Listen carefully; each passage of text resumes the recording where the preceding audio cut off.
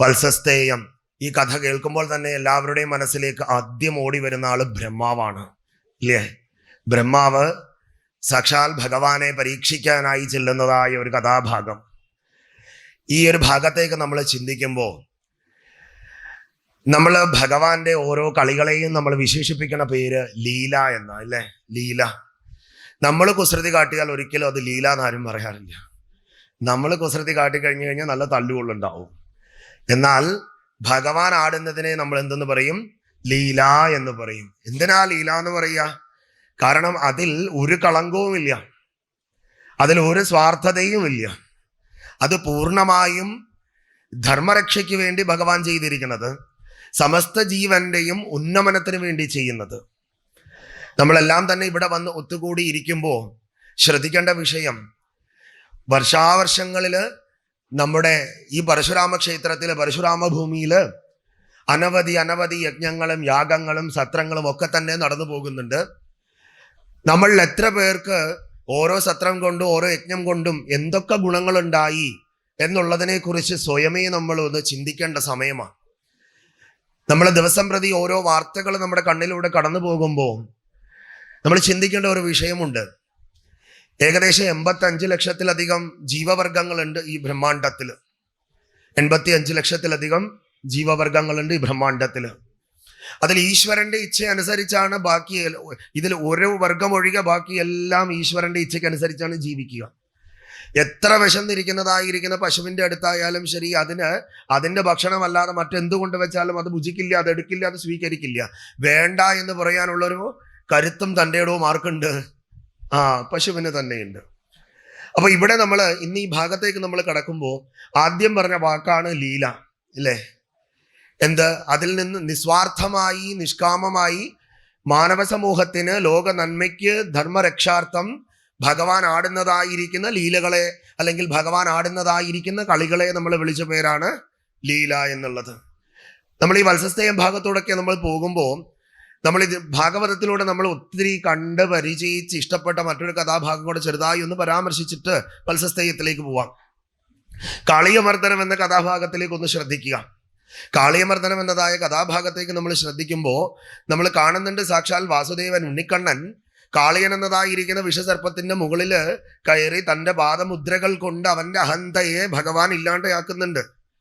അപ്പൊ അഹന്ത ഉള്ളിൽ നിന്ന് പോകുമ്പോൾ നമ്മൾ കാണുന്നുണ്ട്, കാളിയൻ എന്തെന്നില്ലാത്ത രീതിയിൽ കടന്ന് പ്രാണഭയം കാട്ടുന്നു.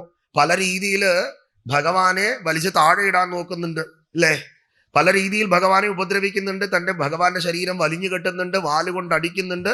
തൻ്റെ തലയിൽ കയറി നിൽക്കുന്ന വാസുദേവനെ തെള്ളി താഴെ ഇടാൻ പരമാവധി ശ്രമിക്കുന്നുണ്ട്. ആര്? കാളിയൻ. പക്ഷെ പാവം കാളിയൻ അറിയുന്നുണ്ടോ കണ്ണൻ തലയിൽ കയറി ഇറങ്ങിപ്പോവില്ല എന്ന്? പാവം കാളിയൻ അറിഞ്ഞില്ല. അവനൊന്ന് തലയിൽ കയറണേ എന്നിങ്ങനെ നമ്മൾ പറഞ്ഞുകൊണ്ട് നടക്കുമ്പോ ചിലരുടെ തലയിൽ ഭഗവാൻ ഇങ്ങനെ വന്ന് കയറി ഭഗവാൻ ഇരിക്കുന്നതിന്റെ മഹത്വം ചില ജീവവർഗങ്ങൾക്ക് അറിയാണ്ട് പോകണു. അതേപോലെയാണ് ഈ ഒരു കഥാഭാഗത്തിലൂടെ നമ്മൾ നോക്കുമ്പോൾ അതിൽ ആദ്യമേ വരുന്ന മുഖം എന്ന് പറയുന്നത് സാക്ഷാൽ ബ്രഹ്മദേവൻ അഥവാ ബ്രഹ്മഭഗവാൻ. ഒന്ന് ആലോചിച്ച് നോക്കുക. നമ്മൾ ശ്രദ്ധിച്ചു കഴിയുമ്പോൾ ബ്രഹ്മാവിന്റെ അഹന്തയെ കുറിച്ച് പറയുന്നുണ്ട്, ഇല്ലേ? ബ്രഹ്മാവിന്റെ അഹന്ത. ബ്രഹ്മാവ് എന്ത് ചെയ്തു എന്ന് വെച്ച് കഴിഞ്ഞാൽ നമ്മൾ ഭാഗവതത്തിലൂടെ നോക്കുമ്പോൾ, അത് രുദ്രാണി അമ്മയുടെ ഒക്കെ ഭാഷ്യത്തിലൂടെ നോക്കിയാലും ശരി, നമുക്ക് കാണാൻ സാധിക്കും, ഭഗവാൻ വൈകുണ്ഠത്തിൽ നിന്ന് വന്നതിന് ശേഷം ഭഗവാനെ കാണുവാൻ ഒരു ആഗ്രഹം ബ്രഹ്മാവിന്. ഈ ആഗ്രഹം ഇരിക്കുന്നത് പോട്ടെ, ഈ ആഗ്രഹത്തിന്റെ പേര് പറഞ്ഞ് എന്ത് ചെയ്തു? ഭഗവാനെ പരീക്ഷിക്കാൻ ചെന്നു. ഭഗവാനെ എങ്ങനെ പരീക്ഷിക്കാൻ ചെന്നു? ഒരു മധ്യാഹ്ന സന്ധ്യാസമയത്ത് ഭഗവാനും തൻ്റെ കൂട്ടുകാരും പൈക്കളെയൊക്കെ ഇങ്ങനെ മേയിച്ചു നടക്കുന്ന സമയത്ത് പെട്ടെന്ന് എന്ത് ചെയ്തു? ഭഗവാൻ ഈ കുട്ടികളൊക്കെ ഇങ്ങനെ കഴിച്ചുകൊണ്ടിരിക്കുന്ന സമയത്ത് പൈക്കുട്ടികള് മേഞ്ഞു കാടിന്റെ ഉള്ളിലേക്ക് പോയി. അപ്പൊ കൂട്ടുകാർ പറഞ്ഞു, ഞങ്ങൾ പോയി പിടിച്ചോണ്ട് വരാൻ കണ്ണാ. അപ്പൊ കണ്ണൻ എന്ത് പറഞ്ഞു? നിങ്ങളിരുന്ന് ഭക്ഷണം കഴിക്ക്, ഞാൻ പോയിട്ട് വരാം എന്ന് പറഞ്ഞു. ഞാൻ പോയിട്ട് വരാം. അപ്പൊ കണ്ണനല്ലേ പറഞ്ഞു, കൂട്ടുകാരൊന്നും എതിര് പറയില്ല. ശരി, ഭഗവാൻ പോയിട്ട് വരട്ടെ എന്ന് പറഞ്ഞു. ഭഗവാൻ അങ്ങോട്ട് പോയി. ഈ സമയം എന്ത് ചെയ്തു എന്നറിയാം? ഇത് കണ്ടുകൊണ്ട് ആരിപ്പുണ്ട്? ബ്രഹ്മഭഗവാൻ ഇരിപ്പുണ്ട്. അപ്പൊ ബ്രഹ്മഭഗവാൻ എന്ത് ചെയ്തു എന്നറിയാമോ? ഭാഗവതത്തില് നല്ല സുന്ദരമായിരിക്കുന്ന ഒരു പദപ്രയോഗമുണ്ട്. ഏവം സമ്മോഹയൻ വിഷ്ണു. ആ പദം തുടങ്ങുന്നത് അങ്ങനെ തന്നെയാണ്, ആ ശ്ലോകം തുടങ്ങുന്നത് അങ്ങനെ തന്നെയാണ്. 10ാമത്തെ സ്കന്ധത്തിൽ 13ാമത്തെ അധ്യായത്തിൽ 44ാമത്തെ ശ്ലോകത്തിൽ അത് തുടങ്ങുന്നത് ഏവം സമ്മോഹയൻ വിഷ്ണു. എന്നാ പാവം ബ്രഹ്മാവ് അറിഞ്ഞില്ല ഇവൻ ആരുടെ അടുത്തേക്കാ പോണത്, വിഷ്ണുവിന്റെ അടുത്തേക്കാ പോണത്. ഈ ഒരു ശ്ലോകത്തില് വിഷ്ണു എന്നാണ് 2ാമത്തെ വാക്ക് ഉപയോഗിച്ചിരിക്കുന്നത്. വിഷ്ണു ഏതൊരു ശക്തിയിലാണോ ഈ സമഷ്ടി ഉണ്ടായിരിക്കുന്നത്, ഏതൊരു ശക്തിയിലാണോ ഈ സമഷ്ടി നിലനിൽക്കുന്നത്, ഏതൊരു ശക്തിയിലാണോ ഇത് ലയിക്കുവാൻ പോകുന്നത്, എണ്ണിയാലൊടുങ്ങാത്തതായിരിക്കുന്ന ബ്രഹ്മാണ്ടത്തിൽ അണുക്കളിൽ, ജീവരാശികളിൽ, വർഗങ്ങളിൽ, ദേവതമാരിൽ അസംഖ്യം വരുന്നതിൽ ഒരാള് മാത്രമാണ് ആര്? ഈ ബ്രഹ്മാവ്. എണ്ണിയാലൊടുങ്ങാത്തതിൽ ഒരാള് മാത്രമാണ്. എണ്ണിയാലൊടുങ്ങാത്ത ഒരു സൃഷ്ടികളിൽ കേവലം ഒന്നായിരിക്കുന്ന ബ്രഹ്മൻ സമസ്തത്തിനും ആധാരമായിരിക്കുന്ന ഭഗവാനെ പരീക്ഷിക്കാൻ ചെല്ലണു. സമസ്തത്തിനും. ഇതിനു മുമ്പ് ഇവിടെ പറഞ്ഞ ആചാര്യൻ പറഞ്ഞ പോലെ തന്നെ അതിൽ തന്നെ നമുക്കൊന്ന് ചിന്തിക്കാം. അതായത് പലരും വിചാരിക്കാറുണ്ട് ഞാൻ ഉള്ളത് കൊണ്ടാണ് ഇതൊക്കെ നടക്കണത്, ഇല്ലേ? ചിലർ പറയണത് കേട്ടിട്ടില്ലേ, ഞാൻ അവിടെ ഇല്ല എന്നുണ്ടെങ്കിൽ ഒന്നും നടക്കില്ല, ഇല്ലേ? ചുമ്മാതെ ഒരു ചുക്കം സംഭവിക്കാൻ പോണില്ല. നമ്മളെ കണ്ടിട്ടല്ല ഇതൊന്നും ഉള്ളത്. ഇതേപോലെയാണ് ഒരു അഹന്തയുണ്ടായി. ആർക്ക്? ഈ ബ്രഹ്മാവിന് ഒരു അഹന്തയുണ്ടായി. ഭഗവത്ഗീതയില് ഒരു ശ്ലോകമുണ്ട്, ദിവ്യാഹിഷ്യ ഗുണമയി മമ മായയാ ദുരത്യയ മാം ഏവ പ്രപദ്യന്തേ മായാമേതാം തരന്തിതേ. ശ്രീമദ് ഭഗവത്ഗീതയിൽ ഒരു ശ്ലോകമാണ്. പാർത്ഥനോട് ഭഗവാൻ പറയാണ്, അല്ലയോ പാർത്ഥ, എൻ്റെ ഈ സൃഷ്ടി എന്ന് പറയണതുണ്ടല്ലോ, ഈ സൃഷ്ടി എന്ന് പറയണത് മമ മായയാ ദുരത്യയ, ഇത് എൻ്റെ മായ മാത്രമാണ്, ഇതിനെ തരണം ചെയ്ത് പുറത്തേക്ക് വരിക എന്ന് പറഞ്ഞു കഴിഞ്ഞാൽ അത്ര നിസ്സാരമായിരിക്കുന്ന കാര്യമൊന്നുമല്ല. അത് തരണം ചെയ്ത് പുറത്തേക്ക് പോരണം. അപ്പൊ ഭഗവാനെ പരീക്ഷിക്കണം എന്ന് പോലും ബ്രഹ്മാവിന്റെ ഉള്ളിൽ തോന്നുന്നത് ആരുടെ മായയായിരിക്കും? സാക്ഷാൽ ഭഗവാന്റെ മായയാണ്. എണ്ണിയാലൊടുങ്ങാത്തതായ ദേവതാസങ്കല്പത്തിൽ ഇരിക്കുന്ന ബ്രഹ്മാവ് താൻ ആരൊക്കെയാണ്, ഇതൊക്കെ ഞാൻ ചെയ്യുന്നത് കൊണ്ട്, എന്ത് സൃഷ്ടി ഞാൻ ചെയ്യണത് കൊണ്ട് ഇതൊക്കെ എൻ്റേതാണ്, ഇല്ലേ? നമ്മളെപ്പോഴും ഭഗവാന്റെ അടുത്ത് വന്നിട്ട് പലതും പറയും, ഇല്ലേ? ചിലപ്പോൾ നമ്മുടെ അടുത്ത് ചില ആളുകൾ വന്നിട്ട് പറയും, ചിലപ്പോൾ നമ്മളും പറഞ്ഞിട്ടുണ്ടാവാം, ഇല്ലേ? ഞാൻ എത്ര പ്രാർത്ഥിച്ചു, ഭഗവാൻ കേൾക്കണില്ല, ഇല്ലേ? ഞാൻ അത് നടത്തി, ഈ വഴിപാട് നടത്തി, ആ വഴിപാട് നടത്തി, പുഷ്പാഞ്ജലി നടത്തി, ഇതൊക്കെ നടത്തി, തുലാഭാരം തൂക്കി, എന്നിട്ടൊന്നും ഭഗവാൻ കേൾക്കണില്ല. എന്താ ഭഗവാൻ കേൾക്കാണ്ടിരിക്കാൻ? ഭഗവാൻ എന്നെ ചെവി കേൾക്കില്ലേ? ഭഗവാൻ ചെവി കേൾക്കാഴികയൊന്നുമില്ല. എന്തുകൊണ്ട് ഭഗവാൻ കേൾക്കുന്നില്ല എന്ന് ചോദിച്ചാൽ ഒറ്റ ഉത്തരമേ ഉള്ളൂ. അതാണ് ഈ ബ്രഹ്മാവിന്റെ അവസ്ഥ എന്ന് പറയുക. എന്തെന്ന് ചോദിച്ചു കഴിഞ്ഞാൽ, എൻ്റെ സൃഷ്ടി ഞാൻ നടത്തുന്നത്, എൻ്റേത് ഞാന്, എൻ്റെ ഞാൻ. നമ്മൾ ഈ ലോകത്തിൽ ചെയ്യുന്ന കർമ്മങ്ങൾ മുഴുവൻ ഈ എൻ്റേതിനെ ഞാനിനെയും തൃപ്തിപ്പെടുത്താൻ വേണ്ടി കിടന്ന് പെടാപ്പാട് പെടുക. ഇത് മുഖാന്തരം ഉണ്ടാവണമെന്നാണല്ലോ ഏഷണത്രയങ്ങൾ പോലും. ഈ ഞാൻ എൻ്റേത്, ഞാൻ എന്ന ഭാവം, അതിനെ അഹന്ത എന്ന് പറയും, അഹങ്കാരം എന്ന് പറയും. ആ ഒരു അഹങ്കാര ഭാവത്തിലിരുന്ന് എൻ്റേത് എന്ന മമത, എൻ്റെ കുട്ടിയോള്, എൻ്റെ കെട്ടിയോള്, എൻ്റെ വീട്, എൻ്റെ കാറ്, എൻ്റേത് മാത്രം. അപ്പൊ ഇരിക്കുന്നത് എങ്ങനെയെന്ന് ചോദിച്ചു കഴിഞ്ഞാൽ പോകുമ്പോൾ ഇതെല്ലാം കൂടെ കൊണ്ടുപോകും എന്നുള്ള രീതിയിലാണ്. പാവം നമ്മൾ അറിയുന്നുണ്ടോ? നമ്മള് മരണപ്പെട്ട് കഴിഞ്ഞ് ഒരു പരമാവധി ഒരു 5 കൊല്ലം അല്ലെങ്കിൽ ഒരു 10 കൊല്ലം പോകട്ടെ, ഈ 10 കൊല്ലം അല്ലെ ഈ 5 കൊല്ലം കഴിഞ്ഞ് കഴിയുമ്പോൾ നമ്മൾ ഇന്ന് കെട്ടിപ്പിടിച്ചുകൊണ്ടിരിക്കുന്ന സാധനമൊക്കെ വേറെ വല്ലവരുടെയും കയ്യിലാണ്. ആരുടെ കയ്യിലാണെന്ന് പോലും നമുക്കറിയില്ല. അപ്പോഴും നമുക്ക് ഒരു തരത്തിലും പങ്കിടുവാനോ വിട്ടുവീഴ്ച ചെയ്യുവാനോ മനസ്സില്ലാതെ വരുന്നു. കൂടെയുള്ളതായിരിക്കുന്ന മനുഷ്യനെ കാണാൻ കണ്ണില്ലാത്ത ഒരു വ്യക്തി, തൻ്റെ ചുറ്റുമുള്ളതായിരിക്കുന്ന ചരാചരത്തിനെ കാണുവാൻ കണ്ണില്ലാത്ത ഒരു വ്യക്തി വിഗ്രഹത്തിൽ ഒളിഞ്ഞിരിക്കുന്ന ഭഗവാനെ എങ്ങനെ കാണും? സമഷ്ടിയിലുമുള്ളതായിരിക്കുന്ന സർവഭൂത നിവാസോസി വാസുദേവ നമസ്തുതേ, സർവത്തിലും നിറഞ്ഞിരിക്കുന്ന വാസുദേവൻ എന്നാ വിളിക്കുക, ഇല്ലേ? ഭഗവാനെ വിളിക്കുക. സർവത്തിലും നിറഞ്ഞിരിക്കുന്നവനായതുകൊണ്ട് ഭഗവാനെ നീ ആരാകുന്നു? നീ വാസുദേവനാകുന്നു. ഭഗവത്ഗീതയിലെ 11ാമത്തെ അധ്യായത്തിൽ 55ാമത്തെ ശ്ലോകത്തില് നമ്മൾ ശ്രദ്ധിച്ചു കഴിയുമ്പോൾ നല്ല സുന്ദരമായിരിക്കുന്ന ഒരു ശ്ലോകം. ഈ ശ്ലോകത്തിന് മറ്റൊരു വിശേഷം കൂടെയുണ്ട്. ആദിശങ്കര ഭഗവത് പാദാചാര്യര് ഭഗവത്ഗീതയുടെ സാരം എന്ന് വിശേഷിപ്പിച്ച ശ്ലോകമാണ് 11ാമത്തെ അധ്യായത്തിലെ 55ാമത്തെ ശ്ലോകം എന്ന് പറയുക. മത് കർമ്മകൃത് മത് പരമോ മത് ഭക്തഃ സംഘവർജിത നിർവൈരോ സർവഭൂതേഷു യാസാമാമേതി പാണ്ഡവ. അല്ലയോ പാർത്ഥ, ഒരേ സമയം നീ കർമ്മയോഗിയാവണം, ജ്ഞാനയോഗിയാവണം, ഭക്തയോഗിയാവണം, ശ്രദ്ധിച്ചു കേൾക്കുക പറയുന്നത്. വസുദേവൻ പറയണു, ഒരേ സമയം നീ കർമ്മയോഗിയാവണം, ജ്ഞാനയോഗിയാവണം, ഭക്തയോഗിയാവണം. അതിൻ്റെ പരിഹാരം കൂടെ അത് എങ്ങനെ ആക്കാം, എങ്ങനെ നമുക്ക് സാർത്ഥകമാക്കാം എന്നതിൻ്റെ മറുപടിയാണ് അടുത്ത വരിയിൽ വരുന്നത്. സംഘവർജിത നിർവൈരോ സർവഭൂതേഷു. നീ എങ്ങനെയായിരിക്കണം? നീ സംഘവർജിതനായിരിക്കണം. You must be detached. അതേപോലെ തന്നെ നിനക്ക് ആരോടും വിദ്വേഷം ഉണ്ടാവാൻ പാടില്ല. അപ്പൊ ഇവിടെ ഇരിക്കുമ്പോൾ നമ്മൾ ചിന്തിക്കേണ്ട ഒരു വിഷയം, ഈ ബ്രഹ്മാവിന്റെ അവസ്ഥയാണ് നമുക്ക് എന്ന് പറയാറുണ്ട് ഇല്ലേ? ഇപ്പൊ പറഞ്ഞതും അങ്ങനെയാ, നമുക്കാണ് ചില സമയത്ത് ബ്രഹ്മാവിന്റെ അവസ്ഥ തോന്നാറുണ്ട്. ആട്ടെ, നമുക്ക് ഭഗവാനെ വിശ്വാസമുണ്ടോ? ഭഗവാനെ വിശ്വാസമുണ്ടോ? ഭഗവാനെ വിശ്വാസമുണ്ടോ? ഉണ്ട്.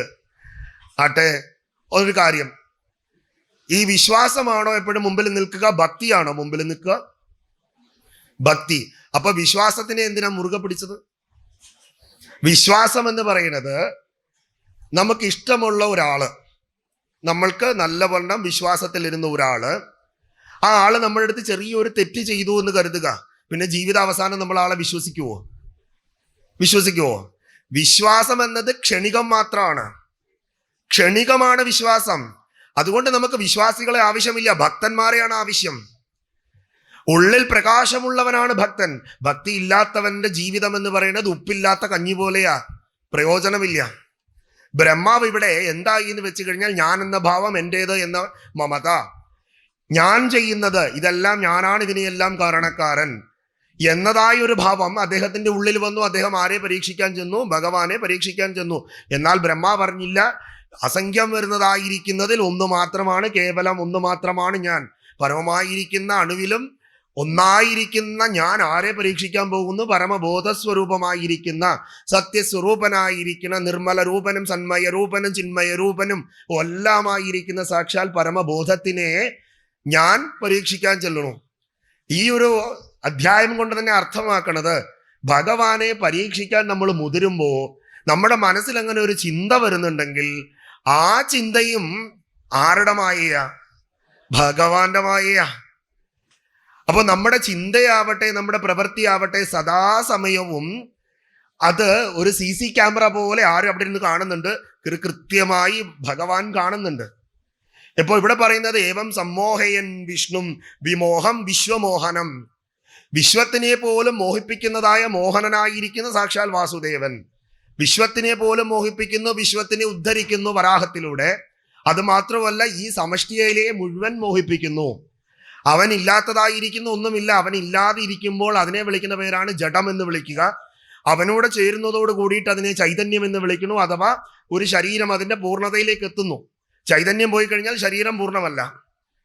അപ്പോൾ രണ്ടും കൂടെ പരസ്പര പൂരകങ്ങളായി നിൽക്കണം. ഉപാധിയാകുന്ന ശരീരം വേണം.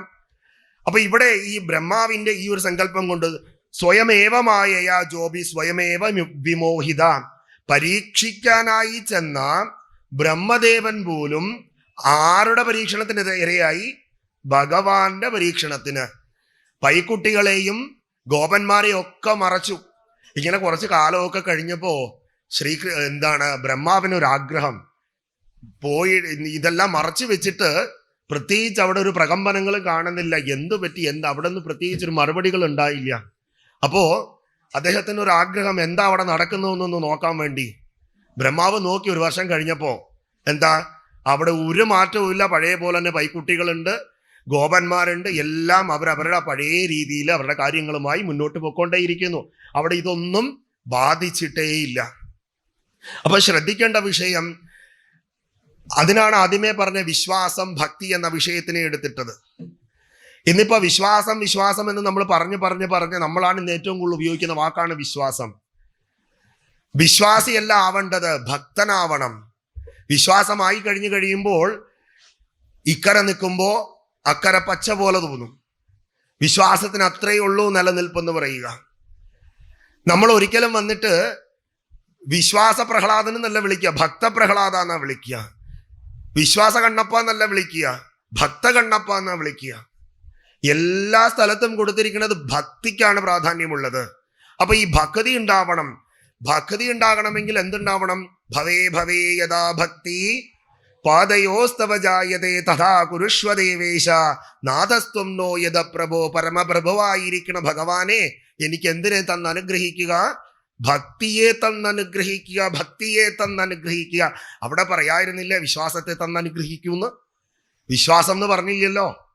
അവിടെ എന്ത് മാത്രമേ പറഞ്ഞുള്ളൂ? ഭക്തിയെ തരൂ, ഭക്തിയെ തരൂ, ഭക്തിയെ തരൂ. ഭക്തി ഉണ്ടാകണമെങ്കിലും ആര് കനിയണം? സാക്ഷാൽ ഭഗവാൻ തന്നെ കനിയണം. അപ്പൊ ഭക്തന്മാരാണോ എന്ന് ചോദിച്ചാൽ അതും നമ്മൾ നല്ലവണ്ണം ചിന്തിക്കണം. എങ്ങനെയായിരിക്കണം ഭക്തി?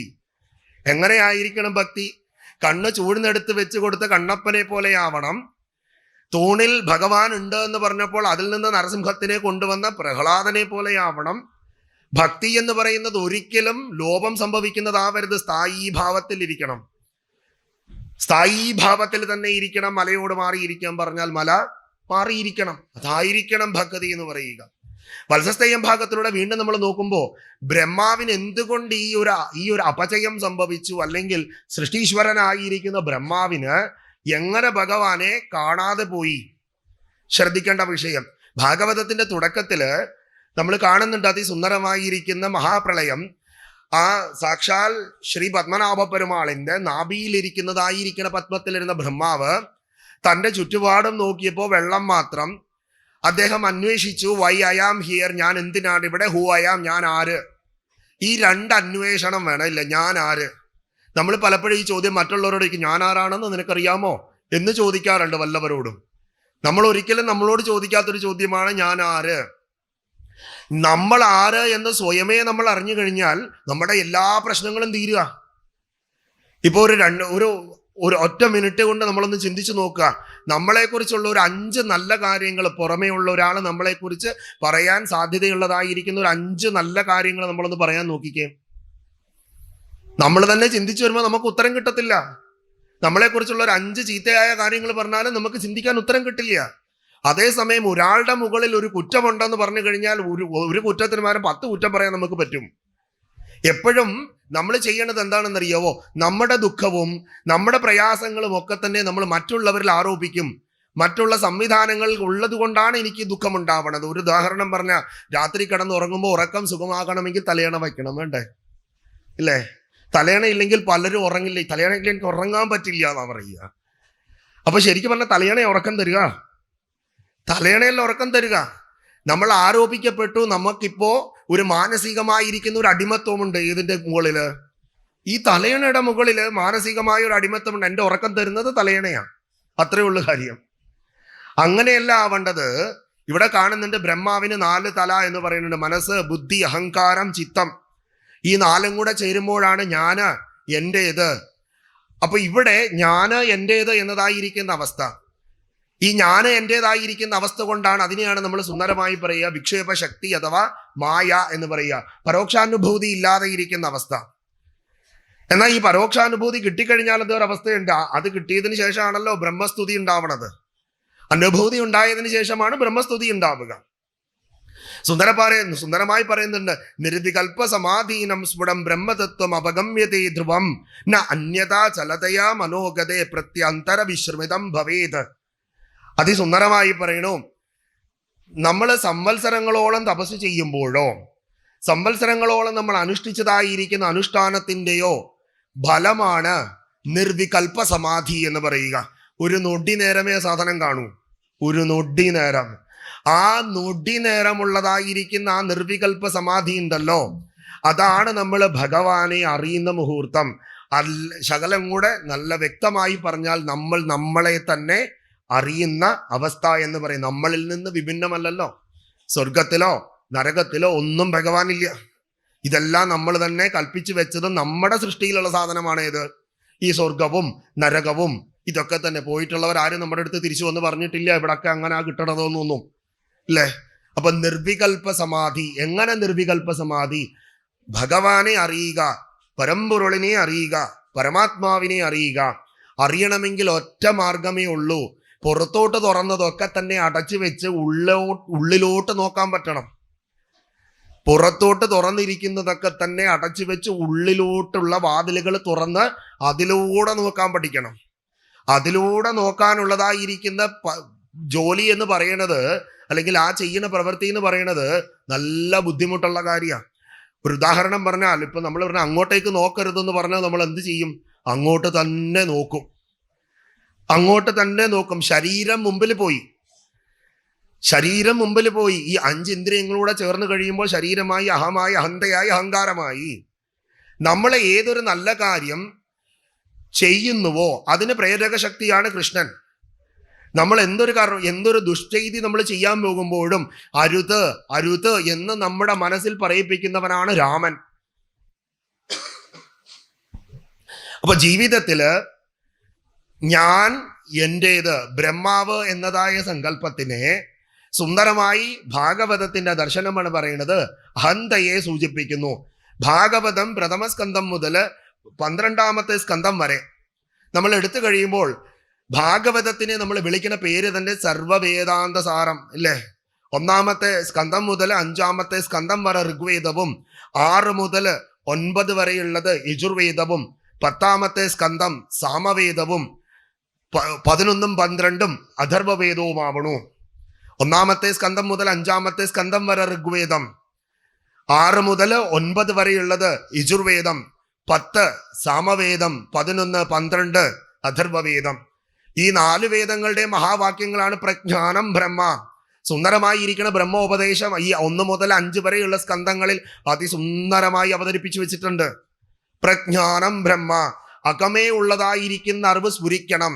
അകമേ ഉള്ളതായിരിക്കുന്നത് സ്ഫുരിക്കാത്തത് എന്തുകൊണ്ട് എന്ന് ചോദിച്ചു കഴിഞ്ഞാൽ, ബ്രഹ്മാവിനെ പോലെ ബഹിർമുഖ സുദുർലഭ, പുറത്തേക്കുള്ളതായിരിക്കുന്ന ദർശനം നമുക്ക് കൂടുതലാണ്. അകത്തേക്ക് നോക്കാനുള്ളതായിരിക്കുന്ന ഒരു തയ്യാറെടുപ്പ് പോയിട്ട് അതിനെക്കുറിച്ച് ഒരു ചിന്ത പോലും ഉള്ളിലൂടെ കടന്നു പോയിട്ടില്ല. പ്രതിസന്ധികൾ വരുമ്പോൾ വന്ന് വഴിപാടുകൾ നടത്തുക അല്ലേ. പാടിനുള്ള വഴിയായോണ്ട് വഴിപാടെന്നാ പറയുക. പാടുകൾ നികന്നു പോണം ഇല്ലേ, പാടുകൾ നികന്നു പോണം. പാടുകൾ നികന്നു പോവാൻ വേണ്ടിയിട്ടല്ല, അത്യന്തികമായി ഭക്തി ഉണ്ടാവണം. മനോരഥോ മദീയോയം സബല സർവദാത്വയ നിർവിഘ്നൈനൈവ കർത്തവ്യോ ദാസോഹം തവ കേശവ. ഭഗവാന്റെ ദാസനായി ദാസനായി ദാസനായി വരണം. ഇനിയൊരു ജന്മമുണ്ടെങ്കിലും തിരുവടിയെ നീ തന്നെ എനിക്ക് സ്വാമിയാവണം. ഇനിയൊരു ജന്മം, ചിലർ പറയാറുണ്ട് ഈ ജന്മത്തിൽ കിട്ടിയ ഭർത്താവിനെ തന്നെ പരമ്പൊരുളെ എനിക്ക് അടുത്ത ജന്മത്തിൽ തരണം അല്ലേ. ഈ ജന്മത്തിൽ കിട്ടിയ ഭാര്യനെ തന്നെ നീ അടുത്ത ജന്മത്തിലും പരമ്പൊരുളെ എനിക്ക് തരണം. അതേമാതിരി ഇട്ട് പറയണം. എങ്ങനെ? പരമ്പൊരുളെ ഭഗവാനെ ഈ ജന്മത്തിലുമല്ല, ഇനി എനിക്ക് ജന്മമുണ്ടെങ്കിൽ ആ ജന്മത്തിലും നീ തന്നെ എനിക്ക് സ്വാമിയായി വരണം. ഭഗവാനോട് പ്രാർത്ഥിക്കണം ഒറ്റക്കാരി, ഇനി എനിക്ക് തരരുതേ ഭഗവാനെ, മതിയായി, ഇനിയും ഒരു ജന്മമേ വേണ്ട ഭഗവാനെ. ഇനി ഉണ്ടെങ്കിൽ നീ തന്നെ എനിക്ക് സ്വാമിയാവണം, വേറെ ആരും എനിക്ക് സ്വാമിയാവരുത്. സ്വാമി, ആ വാക്ക് അറിഞ്ഞുകൊണ്ട് ഇവിടെ ഉപയോഗിച്ച വാക്കാ. എന്താ സ്വാമി എന്ന് പറയുക? സ്വാമിത്വം. സ്വ എന്ന ശബ്ദത്തിൽ നിന്നുണ്ടായതാ സ്വാമി. ആത്മാവിനെ അറിയുന്നവനെ ശരണമയ്യപ്പ. ആ വാക്കിൽ നിന്നുണ്ടായതാണ് സ്വധാമം, സ്വർഗം. ഏറ്റവും മഹോന്നതമായിരിക്കുന്നതാണ് സ്വകാരത്തിൽ നിന്നുണ്ടായിട്ടുള്ളത്. സ്വധാമം, സ്വർഗം, സ്വാമി, ഈശ്വരീയത. ഈശ്വരീയത എന്ന് പറയുന്നത് എന്താ? അവനവനെ തന്നെ അറിയുന്ന പദ്ധതിയാണ് സ്വാമിത്വം, ഈശ്വരീയത എന്ന് പറയുക. അതിനു വേണ്ടിയിട്ടാണ് നമ്മൾ അന്വേഷിച്ചുകൊണ്ട് നടക്കുന്നത്. ഈശ്വരനെ തേടി ഞാൻ അലഞ്ഞപ്പോൾ അവിടെയുമില്ല ഈശ്വരൻ, ഇവിടെയുമില്ല ഈശ്വരൻ. ഈശ്വരൻ പിന്നെ എവിടെ എന്നുള്ളതാണ് വീണ്ടും ഒരു സമസ്യ വരിക. അവിടെയാണ് ബ്രഹ്മാവ് തപസ് ചെയ്തപ്പോൾ ബ്രഹ്മാവ് തിരിച്ചറിഞ്ഞു ഞാൻ ആര്. അതുകൊണ്ട് പറഞ്ഞു കണ്ണുകൾ അടച്ച് ഉള്ളിലേക്ക് നോക്കണം, ചെവികൾ അടച്ച് ഉള്ളിലേക്ക് നോക്കണം, വായ അടച്ച് ശാന്തമായിരിക്കണം.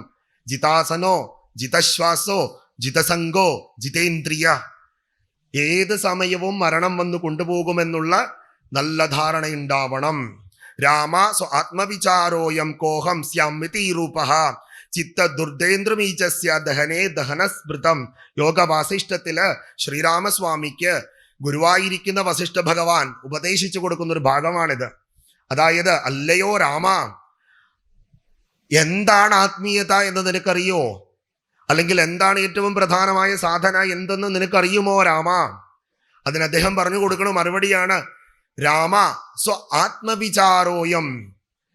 സ്വ ആത്മവിചാരോയം ആത്മവിചാരേണ സാധന എന്ന ഉപദേശ സാഹസ്രിയില് ശങ്കര ഭഗവത്പാദരും പറഞ്ഞു. ആത്മവിചാരേണ സാധന, ഏറ്റവും ശ്രേഷ്ഠമായിരിക്കുന്ന സാധനയാണ് ഇത്, ആത്മവിചാരം ചെയ്യുക. അതിന് ഏറ്റവും ഉദാത്തമായിരിക്കുന്ന മാർഗമാണ് കോടി ജപം ചെയ്യുക. കോടി ജപത്തിന് സമമാണ് ഒരു ധ്യാനം എന്ന് പറയുക. സ്വരൂപത്തിനെ അറിയുക എന്ന് പറയും. എന്തെന്ന് പറയുക? സ്വരൂപത്തിനെ അറിയുക. എന്താ സ്വരൂപം? കുട്ടികളുടെ അടുത്ത് നമ്മൾ ദേഷ്യപ്പെടുമ്പോൾ പറയും, എൻ്റെ തനി സ്വരൂപം നീ കാട്ടരുത് എന്ന് പറയും, ഇല്ലേ? കുസൃതി കാട്ടുമ്പോ ആ സ്വരൂപം മാതിരിയാ. സ്വരൂപം ശ്രദ്ധിക്കുക. ആ സ്വരൂപത്തിലേക്ക് നമ്മൾ വന്നു കഴിയുമ്പോൾ അവിടെ പിന്നീട് മാനമില്ല, അഭിമാനമില്ല.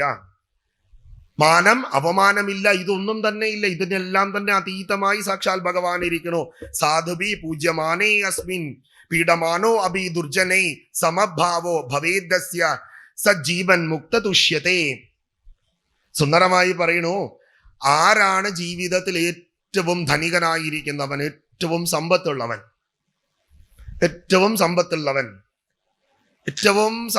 അതിന് സുന്ദരമായി ദർശനം പറയുന്നുണ്ട്. സമഭാവോ, സുഖവും ദുഃഖവും. നമ്മൾ പാടാറുണ്ട് മലയാള ഭാഷാ ഗാനത്തിലേക്ക്. എൻ്റെ പ്രഥമത്തില് ഭാഗവത കീർത്തനം എന്ന് പറയുന്ന ഒരു ഭാഗമുണ്ട്, ചിലർക്കൊക്കെ വശമുണ്ട്. അതിലൊരു വരിയുണ്ട്, സുഖവും ദുഃഖവും അനുഭവകാലം പോയാൽ സമമിഹ നാരായണ ജയ. ഇത് രണ്ടും വരും പോകും, ചൂടും തണുപ്പും പോലെ. എന്തുകൊണ്ട് സുഖവും ദുഃഖവും അകത്തേക്ക് ഇറങ്ങുന്നു എന്നതിന്റെ ഉത്തരമാണ് അടുത്ത സുന്ദരമായ ദർശനം എന്ന് പറയുക. നമ്മളെപ്പോഴും നമ്മുടേതല്ലാത്തതൊക്കെ നമ്മുടേതാകണമെന്ന് നമ്മൾ നിർബന്ധ ബുദ്ധി വിചാരിക്കും, അല്ലേ? നിർബന്ധ ബുദ്ധി. പരിഗ്രഹോ ഈ ദുഃഖായ യത് പ്രിയതമം നൃണാം. നമുക്ക് ജീവിതത്തിൽ ദുഃഖമുണ്ടാകുന്നതിന്റെ പ്രധാന കാരണം നമ്മുടേതല്ലാത്തതിനെയൊക്കെ നമ്മൾ നമ്മുടെ പ്രിയമാക്കി വെച്ചുകൊണ്ടേയിരിക്കും. നമ്മൾ ഏറ്റവും കൂടുതൽ സ്നേഹിക്കുന്ന ആളിൽ നിന്നല്ല ഏറ്റവും വലിയ ദുഃഖം ഉണ്ടാവുക. ഒന്ന് ആലോചിച്ച് നോക്കിക്കേ. നമുക്ക് ദുഃഖമുണ്ടാകുമെന്ന് ഉറപ്പുണ്ട്, നിശ്ചയവുമുണ്ട്, നിശ്ചയമായിട്ടും നമുക്ക് ഈ ദുഃഖമുണ്ടാവും എന്നുള്ളത്. എന്നിട്ടും ഇത് അറിഞ്ഞിട്ടും നമ്മൾ ആ ആളെ തന്നെ ജീവിതത്തിൽ കൊണ്ടു നടക്കണില്ലേ? ഇതെല്ലാം നമുക്കറിയുന്ന കാര്യമാണ്, ആർക്കും അറിയാത്ത കാര്യമല്ല. നമ്മൾ ഏറ്റവും കൂടുതൽ സ്നേഹിക്കുന്നതിൽ നിന്ന് നമുക്ക് വേദനയുണ്ടാവും, വിട്ടു പിരിയാൻ പറ്റാത്തതായിരിക്കുന്ന ഒരവസ്ഥയുണ്ടാവും. ഇതിൻ്റെയൊക്കെ കാരണം ഇതൊക്കെ അറിഞ്ഞിട്ടും നമ്മൾ ഇതൊന്നും ചിന്തിക്കാതെ നടക്കുക. ഒരിക്കൽ ഒരു ശിഷ്യൻ ഗുരുവിനോട് ചോദിച്ചു, ലോകത്തിൽ ഏറ്റവും വലിയ അത്ഭുതം എന്താന്ന് ചോദിച്ചു. അപ്പോ ആ ഗുരുനാഥൻ പറഞ്ഞ മറുപടി എന്താണെന്നറിയോ? മരിച്ചു പോകുമെന്ന് അറിഞ്ഞിട്ടും മരിക്കില്ല എന്ന് കരുതി നടക്കുന്ന മനുഷ്യനോളം ലോകത്തെ വലിയ അത്ഭുതം വേറെ ഇല്ല. മരിക്കുമെന്നറിഞ്ഞിട്ടും ഒരിക്കലും മരിക്കില്ല എന്ന രീതിയിൽ നടക്കുന്ന മനുഷ്യനാണ് ലോകം കണ്ടിട്ടുള്ളതിൽ വെച്ച് ഏറ്റവും വലിയ അത്ഭുതം. ഇവിടെ പറയുന്നു, പരിഗ്രഹോ ഹി ദുഃഖായ യത് പ്രിയതമം നൃണാം. പലതിനെയും നമ്മൾ നമ്മുടേതാക്കി വെച്ച് എന്റേതിലേക്ക് നമ്മൾ കൊണ്ടുവരുന്നു, ഞാനിലേക്ക് കൊണ്ടുവരുന്നു. ജീവിതത്തിന്റെ ചില യാത്രകളിലൂടെ നമ്മൾ കടന്നു പോകുന്ന സമയത്ത് നമുക്ക് വേദനകള്, പ്രയാസങ്ങള്, ദുഃഖങ്ങള്, ദുരിതങ്ങള്, ദുരന്തങ്ങള് ഇതൊക്കെ നേരിടേണ്ടി വരണത് എന്തുകൊണ്ടെന്ന് ചോദിച്ചു കഴിഞ്ഞാൽ നമ്മൾ ത്യാഗം ചെയ്യാൻ പഠിച്ചില്ല, അനുഭവങ്ങൾ കൊണ്ട് നമ്മൾ പഠിച്ചില്ല. അനുഭവത്തിനെ എങ്ങനെ എടുക്കണം? ഗുരുവായി എടുക്കണം. വസുദേവ സുതം ദേവം കംസജാണൂരമർദ്ദനം ദേവകീ പരമാനന്ദം കൃഷ്ണം വന്ദേ ജഗദ്ഗുരും. ഭഗവാനെ നമ്മൾ പരമഗുരുവായി കല്യാണ രൂപനായി കണ്ടു കഴിഞ്ഞാല് ഈശ്വരൻ എന്നതിനെക്കാട്ടിലുപരിയായി, ശ്രദ്ധിച്ച് കണ്ട വാക്കാ പറഞ്ഞത്, ഈശ്വരൻ എന്നതിലുപരിയായി ഗുരുവായി കണ്ടു കഴിയുമ്പോൾ അവൻ ജീവിതത്തിനെ കണ്ട കാഴ്ചപ്പാടുണ്ട്, ഏറ്റവും സുന്ദരമായ കാഴ്ചപ്പാടാണ്. ഒന്ന് ആലോചിച്ച് നോക്ക. രാജകുമാരനായി അവൻ ജനിച്ചതോ കാരാഗ്രഹത്തില്. സിംഹാസനത്തിൽ ഇരിക്കേണ്ടവൻ കാലിയെ മേയിച്ചു നടന്നു, അവന് സങ്കടം ഉണ്ടാകില്ല. അവനെ ഇന്നേ വരെ കണ്ടിട്ടില്ലാത്തവര് പോലും അവന്റെ ശത്രുക്കളായി. എന്തിനേറെ പറയുന്നു, ജനിക്കുന്നതിന് മുമ്പേ ശത്രു അവൻ സമ്പാദിച്ചു വെച്ചു. ജീവിതത്തിലെ പ്രതിസന്ധികൾ ഓരോന്നും അവനിലേക്ക് വന്നുകൊണ്ടേയിരുന്നു. ആ പ്രതിസന്ധികളെ ഒക്കെ തന്നെ അവൻ തരണം ചെയ്തത് എങ്ങനെയെന്നറിയാവോ? സുന്ദരമായ ചിരിയോടുകൂടി. എങ്ങനെ ചിരിക്കാൻ പറ്റുമെന്ന് ചോദിച്ചാൽ ഒറ്റ ഉത്തരമേ ഉള്ളൂ, ആത്മാവ് കൊണ്ട് സ്വാതന്ത്ര്യം ഉണ്ടാവണം. ഇപ്പോൾ നമ്മൾ മുമ്പേ പറഞ്ഞ പോലെ അങ്ങോട്ടേക്ക് നോക്കൂ എന്ന് പറഞ്ഞാൽ നമ്മൾ നോക്കുമ്പോൾ അതിന്റെ പ്രധാന കാരണം എന്തെന്ന് ചോദിച്ചു കഴിഞ്ഞാൽ സ്വാതന്ത്ര്യമില്ല. അങ്ങോട്ടേക്ക് നോക്കരുത് എന്ന് പറഞ്ഞു കഴിഞ്ഞാൽ നമ്മൾ അങ്ങോട്ട് നോക്കും. എന്തുകൊണ്ടാ? സ്വാതന്ത്ര്യമില്ല. അതാണ് നമ്മൾ കണ്ണിനടിമയായി, മൂക്കിനടിമയായി, ചെവിക്കടിമയായി, നാവിനടിമയായി, ത്വക്കിനടിമയായി. അങ്ങനെ ഈ അവസ്ഥകളെയെല്ലാം, ഈ 5 അവസ്ഥകൾക്കും അടിമപ്പെട്ട് പിന്നീട് മറ്റൊരവസ്ഥയ്ക്കൂടെ അടിമപ്പെടും. എന്തെന്നാ പറയുക? എന്തെന്നാ അതിന് പറയുക? അതിന് പറയുന്ന പേരാണ് മനസ്സെന്ന് പറയുക. അതിന് പറയുന്ന പേരാണ് മനസ്സെന്ന് പറയുക. ഭഗവാൻ മനസ്സിലാണോ ഹൃദയത്തിലാണോ ഇരിക്കുക? ആ, ഹൃദയത്തിൽ ഭഗവാൻ ഇരിക്കും. മനസ്സെന്ന് പറയുന്ന സാധനം എവിടെയും ഇന്ന് വരെ മെഡിക്കൽ സയൻസ് പോലും കണ്ടുപിടിച്ചിട്ടില്ല. അപ്പൊ ഇല്ലാത്ത ഒരു സാധനത്തിനെ ഉണ്ടാക്കി വെച്ച് അതാണ് എല്ലാം എന്ന ധാരണയിൽ നമ്മൾ ചിന്തിച്ചു കഴിയുമ്പോൾ സാഹചര്യങ്ങൾ കണ്ടറിഞ്ഞ് യുക്തമായി പെരുമാറാത്തത് ആരുടെ കുഴപ്പം? നമ്മുടെ കുഴപ്പമോ ഭഗവാന്റെ കുഴപ്പമോ? നമ്മുടെ കുഴപ്പം. ഭഗവാൻ ഇതിന് എന്ത് ചെയ്തു? ഭഗവാൻ അദ്ദേഹം നല്ല സുന്ദരമായി നമുക്ക് പറഞ്ഞു തന്നു. എന്താ പറഞ്ഞു തന്നത്? സർവധർമാൻ പരിത്യജ്യ മാമേക ശരണം വ്രജ ഹം ത്വാം സർവപാപേഭ്യോ മോക്ഷയക്ഷ്യാമി മാം ശൂചഃ. അല്ലയോ പാർത്ഥ, അല്ലയോ അർജുനന്മാരെ, അല്ലയോ അമൃതസ്യ പുത്രന്മാരെ, സാക്ഷാൽ പാർത്ഥനോട് ഭഗവാൻ പറഞ്ഞു കൊടുക്കണു, സർവധർമാൻ പരിത്യജ്യ. ആദ്യം ഭഗവാൻ പറഞ്ഞു, ദേവ്യാഹിഷ്യ ഗുണമയി മമ മായയാ ദുരത്യയ മാമേവ പ്രപദ്യന്തേ മായാമേ താം തരന്തിത. എന്റെ മായയെ തരണം ചെയ്യുക എന്ന് പറയുന്നത് അത്ര നിസ്സാരമായിരിക്കുന്ന കാര്യമല്ല അർജുന. ഒരു കാര്യം കൂടെ മനസ്സിലാക്കണം. എന്റെ മായയെ നീ തരണം ചെയ്യണമെന്നുണ്ടെന്നുണ്ടെങ്കിൽ ഞാൻ തന്നെ വിചാരിക്കണം നീ അതിന്റെ പുറത്തേക്ക് വരണമെങ്കിൽ. എന്നാൽ പാവം ബ്രഹ്മാവ് ഇത് വല്ലോ അറിഞ്ഞോ? ബ്രഹ്മാവ് ഇതൊന്നും അറിഞ്ഞില്ല. ബ്രഹ്മാവിന് അപ്പോഴും എന്റേത് ഞാന്, ഈ എന്റേത് ഞാന് എന്നതായ 2 കാര്യങ്ങൾ കൊണ്ടാണ് ഈശ്വരൻ നമ്മൾ പറയുന്നത് കേൾക്കാത്തത്. ഈ ഞാന് എന്റേത് എന്നതായിരിക്കുന്ന ഈ 2 സങ്കല്പങ്ങൾ കാരണമാണ് നമ്മുടെ ഉള്ളിൽ വിശ്വാസം വളരുന്നത്, ഭക്തി കുറഞ്ഞു പോകുന്നതും. ഭക്തിയാണ് വർദ്ധിച്ചു വരേണ്ടത്. ഭക്തി വർദ്ധിക്കണം. നാരായണ ഗുരുദേവൻ പണ്ട് പറഞ്ഞ ഒരു കാര്യം എനിക്ക് ഓർമ്മ വരാറുണ്ട്. നാരായണ ഗുരു പറഞ്ഞത് ഇങ്ങനെയാണ്: നമ്മൾ ആളുകൾക്ക് ഭക്തി ഉണ്ടാവണം, കുടുംബങ്ങളിൽ ഭക്തി ഉണ്ടാവണം. അവിടെ പറയാമായിരുന്നു വിശ്വാസം ഉണ്ടാവണമെന്ന്. വിശ്വാസം എന്ന് പറഞ്ഞില്ല. ഭാരതത്തില് ഒരു സന്യാസിമാരും ഒരു ഗുരുവര്യന്മാരും പറഞ്ഞു കൊടുക്കില്ല വിശ്വാസം ഉണ്ടാകണമെന്ന്. ഭക്തി ഉണ്ടാകണമെന്നേ പറഞ്ഞു കൊടുക്കൂ. കാരണം ഭക്തിക്കാണ് മുൻതൂക്കം, ഭക്തിക്കാണ് പ്രാധാന്യം, ഭക്തനാണ് പ്രധാനം. ഭക്തപരാധീനോ എന്ന് ഭാഗവതം ഉദ്ഘോഷിക്കുമ്പോൾ അവിടെയും ചിന്തിക്കേണ്ട വിഷയം, ഉണർന്ന് ചിന്തിക്കേണ്ട വിഷയം വിശ്വാസമല്ല മുമ്പിൽ വരേണ്ടത്. എന്ത് വരണം? ഭക്തി വരണം. നമേ ഭക്തി പ്രണശ്യതി. ഭക്തിയുള്ളവൻ നശിച്ചു പോവില്ല, ഭക്തിക്ക് നാശമുണ്ടാവില്ല, ഭക്തിക്ക് ക്ഷയമുണ്ടാവില്ല. കാരണം എന്താ? അത് ഭക്തിയാ. അതേസമയം വിശ്വാസമാണെങ്കിൽ ഏതു സമയവും അത് കളങ്കപ്പെട്ടു പോവുക തന്നെ ചെയ്യും. അപ്പൊ സുന്ദരമായി പറയുന്നുണ്ട്, അന്തസ്ത്യാഗോ ബഹസ്ത്യാഗോ വിരക്ത സൈവ യുജ്യതേ. അന്തരാത്മാവിനോട് ഒരു അടുപ്പമുണ്ടാവണം. അന്തരാത്മാവിനോട് സംഘം ചെയ്ത് ബാഹ്യമായിരിക്കുന്നതിനോട് വിരക്തി ഉണ്ടാവണം. ആത്മാവിനോട് സംഘം ചെയ്ത് പുറത്തുള്ളതിനോട് അകൽച്ച പാലിക്കുക. പുറത്തുള്ളതിനോട് എങ്ങനെ അകൽച്ച പാലിക്കുക? അതാണ് ഏറ്റവും ബുദ്ധിമുട്ടുള്ള കാര്യം, ഇല്ലേ? ഏറ്റവും ബുദ്ധിമുട്ടുള്ള കാര്യം. അതിനേക്കാൾ ബുദ്ധിമുട്ടാണ് ഏത്? അകത്തിനോട് രമ്യതപ്പെടുക, അകത്തിനോട് അടുക്കുക എന്നുള്ളത്. പുറമേ ഉള്ളതിൽ കാൾ കഷ്ടമാണ് ഏത്? അകമേ ഉള്ളതെന്ന് പറയുക. നമുക്കൊരു 5 മിനിറ്റ് ചിലപ്പോൾ ശരീരം അടക്കി എവിടെയെങ്കിലും ഇരിക്കാൻ പറ്റിയെന്ന് വരും, പക്ഷെ മനസ്സടക്കാൻ പറ്റില്ല. മഹാഭാരതത്തിൽ ഒരു ചോദ്യമുണ്ട്, കുതിരയേക്കാൾ ശക്തിയേറിയതും കാറ്റിനേക്കാൾ വേഗതയേറിയതും ഏതാണ് കർണ എന്ന് ചോദിക്കുമ്പോൾ സൂര്യപുത്രൻ പറയുന്നുണ്ട്, മനസ്സിനാണ്. അടക്കാൻ ഏറ്റവും ബുദ്ധിമുട്ടുള്ള കാര്യം, അടക്കാൻ ഏറ്റവും പ്രയാസമുള്ള കാര്യം. അതിനെ അടക്കണമെങ്കിൽ എന്ത് വേണം? 5 ഇന്ദ്രിയങ്ങൾ അടങ്ങണം. 5 ഇന്ദ്രിയങ്ങൾ അടങ്ങിയാൽ മാത്രം പറ്റുമോ? അതും പറ്റില്ല. അഷ്ടരാഗങ്ങളെ അടക്കണം. അഷ്ടരാഗങ്ങൾ അടങ്ങിക്കഴിഞ്ഞാൽ ശരിയാകുമോ? ഇല്ല. 3 ഗുണങ്ങളെ അതിക്രമിക്കണം. 3 ഗുണങ്ങളെ അതിക്രമിച്ചാൽ തീരുവോ? ഇല്ല. പിന്നെ 2 കൂടെ ഉണ്ട്, വിദ്യയുമുണ്ട് അവിദ്യയുമുണ്ട്. ഒന്നുകൂടെ പറയാം, 5 ഇന്ദ്രിയങ്ങളെ അടക്കണം, അഷ്ടരാഗങ്ങളെ അടക്കണം, ത്രിഗുണങ്ങളെ അടക്കണം, വിദ്യയും അവിദ്യയും അടക്കണം. അങ്ങനെ മൊത്തം 18 കഴിഞ്ഞു കഴിയുമ്പോൾ 18-ാം പടിയുടെ മുകളിൽ കയറിയിരിക്കുന്ന ഭഗവാന്റെ വാഹനം കുതിരയാകുന്നു.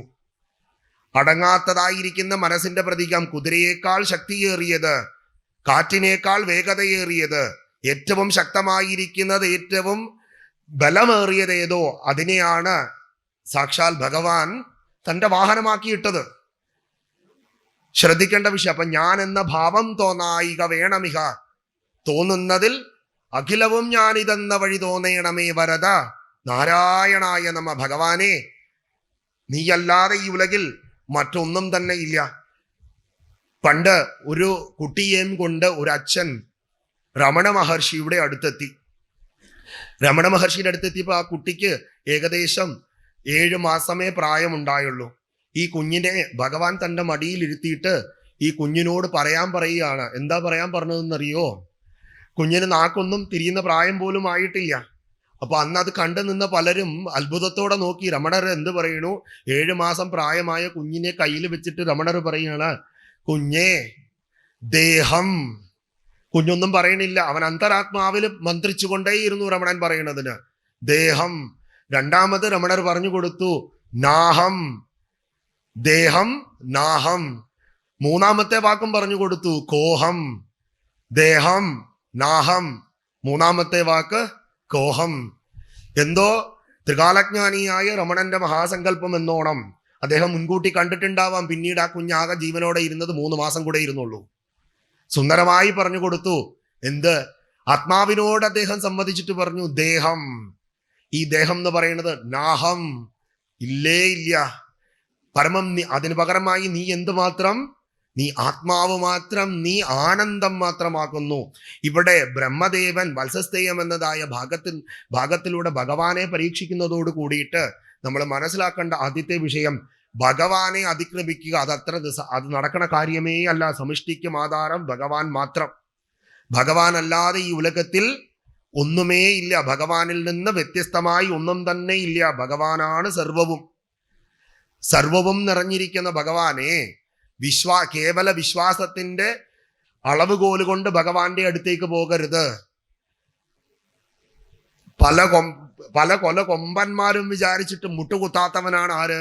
സാക്ഷാൽ വാസുദേവൻ. അവൻ മുട്ടുകുത്തിയത് ആരുടെ മുമ്പിലാണെന്ന് കാണുന്നുണ്ട്. ശ്രേഷ്ഠമതിയായിരിക്കുന്ന സുധാമാവിന്റെ മുമ്പില്, തന്റെ ഭക്തന്മാരുടെ മുമ്പില്, ഗോപികമാരുടെ മുമ്പില് അവനെ വേണമെന്ന് പറഞ്ഞവർക്കൊക്കെ തന്നെ അവനെ കൊടുത്തു. എപ്പോഴും നമ്മൾ ചിന്തിക്കേണ്ട വിഷയം, നമ്മുടെ കാഴ്ചപ്പാടുകൾ മാറണം. കാഴ്ചപ്പാടുകൾ മാറുക എന്ന് പറഞ്ഞു കഴിഞ്ഞാൽ ആത്മീയതയിൽ എത്തുന്നവർക്ക് ആധ്യാത്മികത എന്ന് പറയുന്നത് ബൃഹത്തായിരിക്കുന്ന ഒരു കാഴ്ചപ്പാടാണ്. സുദർശനമാണ് ആത്മീയത എന്ന് പറയുക. സുദർശനമാണ് ആത്മീയത എന്ന് പറയുക. അതൊരിക്കലും ഇടുങ്ങിയ ചിന്താഗതിയല്ല. ഇന്ന് തീപ്പെട്ടിക്കൂട് പോലെയുള്ളതായിരിക്കുന്ന ഒരു കമ്പാർട്ട്മെന്റിലേക്ക് നമ്മുടെ ഭക്തിയെ കൊണ്ടുപോയി ഒതുക്കി വെച്ചു. എന്നിട്ട് അതിനെ വിളിച്ചു ആത്മീയത. ഒരിക്കലും അതല്ല. സമുദ്രം എങ്ങനെയാണോ അതേപോലെയാണ് ആത്മീയത എന്ന് പറയുക. സമുദ്രം പോലെ ഈ അഖിലാണ്ടകോടി ബ്രഹ്മാണ്ടത്തിലും ഉള്ളതായിരിക്കുന്ന നക്ഷത്ര പടലങ്ങൾ എണ്ണി തീർക്കാൻ പറ്റുമെങ്കിൽ നിശ്ചയമായി ഭഗവാന്റെ മഹാത്മ്യത്തിനെ അറിയാൻ പറ്റും. ഈ അഖിലാണ്ടകോടി ബ്രഹ്മാണ്ടത്തിലുള്ളതായിരിക്കുന്ന ധൂളി പടലത്തിനെ മുഴുവൻ എണ്ണിത്തിട്ടപ്പെടുത്താൻ പറ്റിയാൽ നിശ്ചയമായിട്ടും ഭഗവാനെ അറിയാൻ പറ്റും. ഈ 2 കാര്യങ്ങളും നടക്കണ കാര്യങ്ങളല്ല. അപ്പൊ അങ്ങനെയുള്ള ഭഗവാനെ എങ്ങനെ അറിയാൻ പറ്റും? ഒറ്റ മാർഗമേ പറയുന്നുള്ളൂ. എന്താണെന്നറിയാമോ? ശാന്തമാവുക. എന്താവുക? ശാന്തമാവുക. റെസ്ലെസ് ആണ് ഇന്നിപ്പോ എല്ലാവരും, അല്ലെ? എല്ലാവരും റെസ്ലെസ്. ആ റെസ്ലെസിന്റെ ഭാഗമായിട്ട് തന്നെ നോക്കിക്കഴിയുമ്പോൾ വിശ്വാസം മുമ്പിൽ നിഴലിച്ചു നിൽക്കുന്നത് കൊണ്ട് എങ്ങനെ പെട്ടെന്ന് കിട്ടും എന്നുള്ള അവസ്ഥയിലേക്ക് എത്തി. എങ്ങനെ പെട്ടെന്ന് കിട്ടും എന്നുള്ളൊരവസ്ഥയിൽ എത്തുമ്പോൾ നമ്മൾ കാണുന്നുണ്ട്, നമ്മൾ പഠിച്ച വിദ്യാഭ്യാസമോ നമ്മുടെ സംസ്കാരമോ നമ്മുടെ ജീവിത രീതിയോ ഇതൊന്നും നമ്മൾ ആ സമയം ചിന്തിക്കില്ല. നമ്മൾ എങ്ങനെയെങ്കിലും പെട്ടെന്ന് കാര്യം നേടിയെടുക്കുക എന്ന അവസ്ഥയിലേക്ക് എത്തി. അതാണ് ഭക്തിയിൽ നിന്ന് മാറി വിശ്വാസത്തിലേക്ക് നമ്മൾ പോയി കഴിഞ്ഞാൽ ഉണ്ടാകുന്ന അപകടവും അപചയവും എന്ന് പറയുക. ഭക്തനെ സംബന്ധിച്ച് അവന് നിശ്ചയമായ കാര്യമുണ്ട്. എന്ത് പ്രതിസന്ധി പോയാലും ഏത് പ്രതിസന്ധി വന്നാലും തുണയായി ആരുണ്ട്? ഭഗവാനുണ്ട്. സാക്ഷാൽ വാസുദേവൻ നിശ്ചയിച്ചു കഴിഞ്ഞു കഴിഞ്ഞാൽ സുന്ദരമായി തന്നെ മഹാഭാരത യുദ്ധം ഒഴിവാക്കാമായിരുന്നില്ലേ? ഒഴിവാക്കാമായിരുന്നു. എന്നിട്ട് ഭഗവാൻ അത് വേണ്ടാന്ന് വെച്ചോ? വേണ്ടാന്ന് വെച്ചില്ല. അർജുനനോട് പറഞ്ഞു, നീ യുദ്ധം ചെയ്യടാ എന്ന് പറഞ്ഞു. നീ യുദ്ധം ചെയ്യൂ. ജീവിതത്തിനോട് പടവെട്ടേണ്ടടുത്ത് പടവെട്ടുക തന്നെ ചെയ്യണം. അല്ലാതെ ഒളിച്ചൊരിക്കലും ഇരിക്കാൻ പറഞ്ഞിട്ടില്ല. ജീവിതം ധന്യമാകുന്നതും അപ്പോഴാണ്. ജീവിതം പ്രാർത്ഥിക്കാൻ വേണ്ടിയിട്ടാവരുത്, ജീവിതമേ പ്രാർത്ഥനയാവണം. ജീവിതമേ പ്രാർത്ഥനയാവണം. ഭഗവാനോട് പറയേണ്ടത് ഇത്രമാത്രം: ഭവേ ഭവേ യഥാഭക്തി പാദയോസ്തവ ജായതേ തഥാ കുരുഷ്വ ദേവേശ നാഥസ്ത്വം നോ യദ പ്രഭോ അന്യഥാ ശരണം നാസ്തി ത്വമേവ ശരണം മമ തസ്മാത് കാരുണ്യഭാവേന രക്ഷ രക്ഷ ജനാർദ്ദന. അല്ലയോ ഭഗവാനെ, എനിക്ക് നീ മാത്രമാണ് രക്ഷ, നീ മാത്രമാണ് ശരണം, നീ മാത്രമാണ് ഗതി, നീ മാത്രമാണ് വഴി. യുവാമാം പുത്രഭാവേന ബ്രഹ്മഭാവേന ചാസ്യകൃത് ചിന്തയന്തൗ കൃതസ്നേഹം യസ്യതേ മദ്ഗതിം വരാം എന്ന് ഭാഗവതത്തില് ദശമസ്കന്ധത്തില് ഭഗവാന്റെ തിരു അവതാരം ഉണ്ടാകുന്ന സമയത്ത് പറയുന്ന ശ്ലോകമാണത്. എങ്ങനെ കാണണം? നീ എന്നെ പുത്രനായി മാത്രം കാണരുത്, പുത്രനായി മാത്രം കാണാതെ നീ എന്തായിട്ടൂടെ കാണണം? സാക്ഷാൽ പരബ്രഹ്മം കൂടെയായി നീ എന്നെ കാണുക. അങ്ങനെ നീ ചിന്തിച്ചു കഴിഞ്ഞാലും പ്രവർത്തിച്ചു കഴിഞ്ഞാലും മദ്ഗതിം വരാം, എന്നിലേക്ക് നീ എത്തിച്ചേരും. ഞാനും നീയും തമ്മിൽ വ്യത്യാസം ഉണ്ടാവില്ല. മനുഷ്യാണാം സഹസ്രേഷു കശ്ചിത് യതതി സിദ്ധയേ യഥാതാം അഭിസിദ്ധാനാം കശ്ചിന്മം വേത്തി തത്വതഃ. നമ്മളൊക്കെ തന്നെ ഭഗവാന്റെ അടുത്ത് പോകും, വഴിപാടുകൾ നടത്തും. ആയിരക്കണക്കിന് പതിനായിരക്കണക്കിന് ആളുകൾ പോകാറുണ്ട്, ഇല്ലേ? ഭഗവാന്റെ സന്നിധാനത്തിലേക്ക് പോകും. എൻ്റെ ഗ്രാമത്തിലാണ് ശബരിമല ക്ഷേത്രം ഇരിക്കുന്നത്. ഞങ്ങളുടെ ഗ്രാമദേവതയാണ് ശബരിമല ഭഗവാൻ. കോടാനുകോടി ഭക്തജനങ്ങൾ ഓരോ വർഷവും വന്ന് ശബരിമലയിലേക്ക് വന്നു പോകുമ്പോൾ നമ്മളിങ്ങനെ എല്ലാ വർഷവും കേൾക്കുന്ന ശരണം വിളിയുണ്ട്: കെട്ടും കെട്ടി ശബരിമലയ്ക്ക് ആരെ കാണാൻ, സ്വാമിയെ കണ്ടാൽ മോക്ഷം കിട്ടിയാൽ പോക്കും നിർത്തും. മോക്ഷം കിട്ടിക്കഴിഞ്ഞാൽ പോക്ക് നിർത്തണം. അപ്പൊ ഒരു കാര്യം വ്യക്തമായി: എന്ത് കിട്ടിയില്ല? മോക്ഷം കിട്ടിയിട്ടില്ല. മോക്ഷം കിട്ടണമെങ്കിൽ എന്ത് വേണമെന്നറിയാമോ? മുമ്പേ പറഞ്ഞതുപോലെ തന്നെ ഇന്ദ്രിയങ്ങളെ മടക്കി, രാഗങ്ങളെ മടക്കി, വിദ്യയും അവിദ്യയും അടക്കി, ത്രിഗുണങ്ങളെയും അതിക്രമിച്ചു കഴിയുമ്പോൾ അവൻ സ്വാമിയാകും. ആത്മാവിനെ അവൻ അറിയും. അല്ലാത്തിടത്തോളം ബ്രഹ്മാവിനെ പോലെ ഇരിക്കും. പരീക്ഷിക്കാനായി തയ്യാറെടുത്തുകൊണ്ടേയിരിക്കും. 4 മുഖമുള്ളവനായ ബ്രഹ്മനും 5 ഇന്ദ്രിയങ്ങൾക്ക് അടിമയായ ഇന്ദ്രനും നമ്മൾ ശ്രദ്ധിച്ചു കഴിയുമ്പോൾ ആര് തപസ് ചെയ്താലും ഇന്ദ്രന് സമാധാനം ഉണ്ടാവില്ല. അപ്പൊ തന്നെ ഇദ്ദേഹം പോവും ആ തപസ്സളക്കാൻ വേണ്ടിയിട്ട്. കാരണം ഒരു മനുഷ്യൻ ഏതെങ്കിലും രീതിയിൽ രക്ഷപ്പെടാമെന്ന് ചിന്തിക്കുമ്പോൾ അതിന് തടസ്സം നിൽക്കുക. അദ്ദേഹത്തിന്റെ വിചാരം ഐശ്വര്യം ഞാൻ ഇരിക്കുന്ന സിംഹാസനത്തിന് വേണ്ടിയിട്ടാണത്. അതുകൊണ്ട് സമ്പത്ത് അധികം ഉണ്ടാവാത്തതില് ഭഗവാനോട് നന്ദി പറയുക. ഭഗവാനോട് പറയുക: ഭഗവാനെ, നീ എനിക്ക് സമ്പത്ത് തരിക, എത്ര സമ്പത്ത് വേണേലും നീ തന്നോ. ആ സമ്പത്ത് എങ്ങനെ ആയിരിക്കണം എന്നറിയാവോ? അനായാസേന മരണം വിനാ ദൈന്യേന ജീവിതം ദേഹിമേ കൃപയാ നാരായണ ത്വയി ഭക്തിരചഞ്ചല. നിന്റെ പാദത്തിൽ ചഞ്ചല ഭക്തിയെ തന്ന് ഭഗവാനെ അനുഗ്രഹിക്കുക.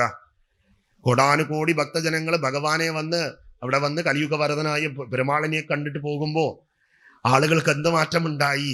മുമ്പേ തിരുമേനി പറഞ്ഞതുപോലെ എത്ര സത്രങ്ങൾ നടന്നു, എത്ര യജ്ഞങ്ങൾ നടന്നു, നമുക്ക് എന്ത് മാറ്റമുണ്ടായി? അതാണ് പറഞ്ഞത് നമ്മുടെ കാഴ്ചപ്പാടുകൾ മാറണം എന്ന് പറയുന്നത്. പണ്ട് മുതലേ ഞങ്ങൾ അങ്ങനെ എന്നുള്ളതല്ല. പണ്ട് നമ്മളിലൊക്കെ നമ്മുടെ പൂർവികർ കാളവണ്ടിയിൽ പോവാറുണ്ടായിരുന്നു, അല്ലേ? എന്ന് വെച്ച് നമ്മളിപ്പോൾ കാളവണ്ടിയിൽ പോവോ? ആരും പോവാറില്ല. കാലത്തിനനുസരിച്ച് മാറേണ്ടതിനെ മാറ്റിയിട്ടുണ്ട്. നമ്മുടെ വീക്ഷണമാണ് മാറ്റേണ്ടത്. നമ്മുടെ ദർശനത്തിന് മാറ്റങ്ങൾ സംഭവിച്ചാൽ ജീവിതത്തിന് നല്ല മാറ്റങ്ങൾ ഉണ്ടാവും. ഒരു ഉദാഹരണം കൂടെ പറഞ്ഞ് സത്സംഗം പൂർത്തിയാക്കുന്നു.